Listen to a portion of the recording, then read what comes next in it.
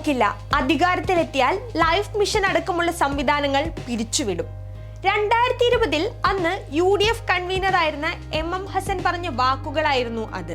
അധികാരത്തിലെത്തിയാൽ നിർത്തലാക്കും എന്ന പദ്ധതിയിൽ ഇടത് സർക്കാർ സംസ്ഥാനത്താകെ ഇതുവരെ നിർമ്മിച്ചു നൽകിയത് 4.5 ലക്ഷത്തോളം വീടുകളാണ്.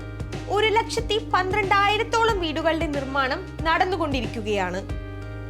നിലമ്പൂർ മണ്ഡലത്തിൽ മാത്രം പൂർത്തീകരിച്ച ലൈഫ് ഭവനങ്ങൾ 6,000 ഉണ്ട്. 3,000 ഭവനങ്ങളുടെ പണി നടക്കുകയാണ്. UDF അധികാരത്തിലെത്തിയാൽ പിരിച്ചുവിടുമെന്ന് പറഞ്ഞ പദ്ധതിയിലാണ് ഇത്രയും വീടുകൾ എന്നുകൂടി നമ്മൾ ഓർക്കേണ്ടതുണ്ട്. സംസ്ഥാനത്തെ എല്ലാ ഭവനരഹിതർക്കും അടച്ചുറപ്പുള്ള ഭവനങ്ങൾ ലഭ്യമാക്കുക എന്ന ഇടത് സർക്കാരിന്റെ പ്രകടന പത്രികയിലെ പ്രഖ്യാപനം നടപ്പാക്കുന്നതിന്റെ ഭാഗമായാണ് സംസ്ഥാന സർക്കാർ ആവിഷ്കരിച്ച് നടപ്പിലാക്കി വരുന്ന സമഗ്ര പദ്ധതിയാണ് ലൈഫ് സമ്പൂർണ്ണ പാർപ്പിട സുരക്ഷാ പദ്ധതി. കേരളത്തിലെ എല്ലാ ഭൂരഹിതർക്കും ഭൂരഹിത ഭവനരഹിതർക്കും ഭവനം പൂർത്തിയാക്കാത്തവർക്കും നിലവിലുള്ള പാർപ്പിടം വാസയോഗ്യമല്ലാത്തവർക്കുമായി സുരക്ഷിതവും മാന്യവുമായ പാർപ്പിട സംവിധാനം ഒരുക്കി നൽകുക എന്നതാണ് സമ്പൂർണ്ണ പാർപ്പിട സുരക്ഷാ പദ്ധതിയുടെ ലക്ഷ്യം. വീടെന്ന സ്വപ്നം യാഥാർത്ഥ്യമാക്കി പാവപ്പെട്ടവരുടെ മുഖങ്ങളിൽ പ്രതീക്ഷയുടെ ചെറുചിരികൾ വിരിയിച്ച് ലോകജനതയ്ക്ക് മുന്നിൽ മാതൃകയായ സർക്കാരാണ് പിണറായി സർക്കാർ.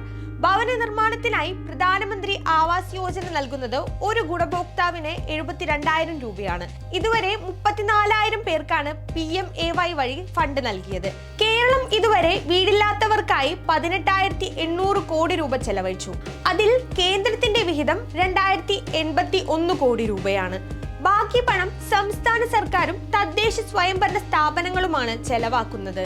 ഭൂമിയുള്ള ഭവനരഹിതർ, ഭൂമിയില്ലാത്ത ഭവനരഹിതർ, ഭവന നിർമ്മാണം പൂർത്തിയാക്കാത്തവർ, വാസയോഗ്യമല്ലാത്ത ഭവനമുള്ളവർ, പുറംപോക്കിലോ തീരദേശ മേഖലയിലോ തോട്ടം മേഖലയിലോ താൽക്കാലിക ഭവനമുള്ളവർ എന്നിവരാണ് പദ്ധതിയുടെ ഗുണഭോക്താക്കൾ.